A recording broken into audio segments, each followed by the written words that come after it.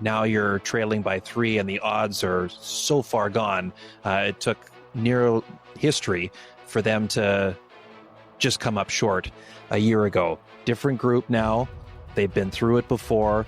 The mindset, the attitude, the tone of everything for them from the outset, once they started rolling again against LA in round 1, has been completely different from 1 year ago. As I keep saying, there's just something, to your point, the McDavid factor, the look in his eyes looks a little different. Someone who has been a killer from the beginning and now is so close to getting this thing over the finish line for good. And it's so cool when you think of it's the right two teams here, because they have been the two best teams in the playoffs. They're the ones that deserve to be here. They're both better than they were a year ago, though a little bit different. And I again look at stylistically, I'm right with you there, Elliot, after watching Florida up close the last 2 rounds, how aggressive they are in the offensive zone. That's part of why they can give up breakaways. And if Edmonton can't find a way to break through that and get out of their zone efficiently enough times, that's where you see the accumulation effect, like what Paul Maurice, the great line from the Amazon series of pound their D because in Game 7 they'll have nothing left. If they're not able to break through that, that's where that starts to come into the play, because those guys are so good at rolling around in the offensive zone. It's one of the neat things about watching at ice level at this time of year, where they're not even looking when the puck comes to them, and it's either funneled back down the boards, it's bumped to the middle of the ice. They know where the next guy is going to be. And of course, that's a sign of a team that can grab a championship. So it's great. It's got 7 games again written all over it, though I imagine we'll get there in a much different way than 1 year ago. But man, it's tough. Who are you picking? I'm leaning Edmonton right now again too, because I think I mentioned on the podcast, but in talking to Stuart Skinner last year, his big thing was, if Game 7's in our building last year, we think it's a different outcome. We really like our chances. And the fact that the series starts here in Edmonton, if it goes as far as 7, it'll be here in Edmonton. I know nowadays home ice advantage isn't the same as it once was. I think it's going to matter here this year. This is a true home ice advantage. It's a true home ice advantage. This is not an inexpensive building to get into, but it's not a dead crowd. Everybody's wearing a jersey. It's lively in here. It is a true home ice advantage. A real credit to the fans of Edmonton. That's one of the things, though, I don't know if I put as much stock in for this series, Kyle, because Florida is so good on the road.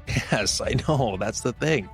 They have made a habit, these playoffs, of... The Edmonton fans are going to be throwing garbage at me for saying that, but it's just my respect for the Panthers. They don't care where they are, home or road. You're bang on. Like, I know, and I know that, and I don't mean to be talking out of both sides of my mouth, but I believe for the Oilers, that is going to matter for them. Knowing full well, Florida's the last 6 weeks have tormented the opposing crowds. Yep. Won all 3 in Tampa. We know what they did in games 5 and 7 in Toronto. What? I can't remember. It was something similar to what we're seeing in Roland Garros right now. 6-1, 6-1. And then Carolina. They go in there and won all 3 games in that building, including the one to end the series. So this is what they've done all playoffs. But with the way the Oilers play in this building, I think it could have a factor. Travel, of course, too. Edmonton's doing one less trip. You know what? That's a good point. I can't wait. A couple things before we start, though. You and Amber and Bieksa were trashing me because of the Draisaitl vote. Yeah.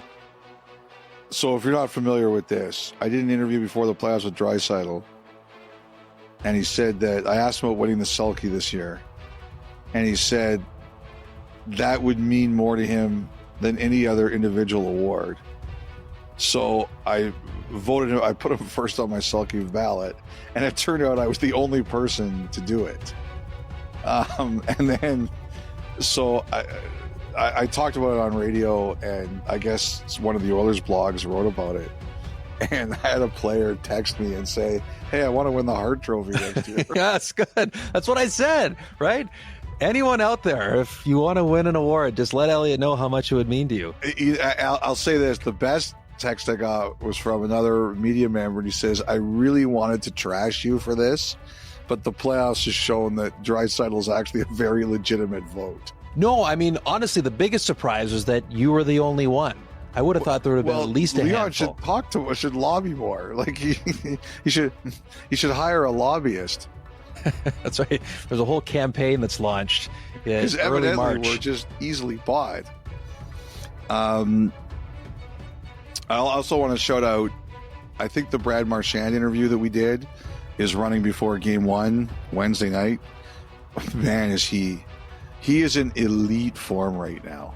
Yes. Elite form. Everything's coming up 63. Everything is coming up 63. He's just fantastic in this interview. And then there's one thing I want to tie up, or we want to tie up from a previous pod, and we want some audience participation. Okay, we're going to get to that now? Yeah, let's do All that right, now. so this will be the final thought, which is brought to you by GMC. So a couple of episodes ago, we got an anonymous voicemail, okay? And we were convinced, after first hearing it, that it was the doings of David Amber. If you don't forget, if perhaps you missed that episode, we'll run that voicemail back for you right here, Dom. Roll it. Hello, Dom, Kyle, and Elliot. This is Anonymous. I have a question. You often mention how your colleague and, I suppose, friend, David Amber, is so high maintenance. What exactly is it that makes him so high maintenance? What does he do? And are you trying to tell me that you're not high maintenance, Elliot? Farewell for now, gentlemen. So if topic du jour here on Media Day, Elliot, was if you're the Florida Panthers, how do you stop Connor McDavid? 1A was, hey, David, good job sending in that voicemail to the podcast. How many people went up to him and commented about that? But he is adamant. Okay, I just listened to this again. There is no way that's not Amber. But you're right, he is adamant. He is sworn on like every family member that it's not him. I don't believe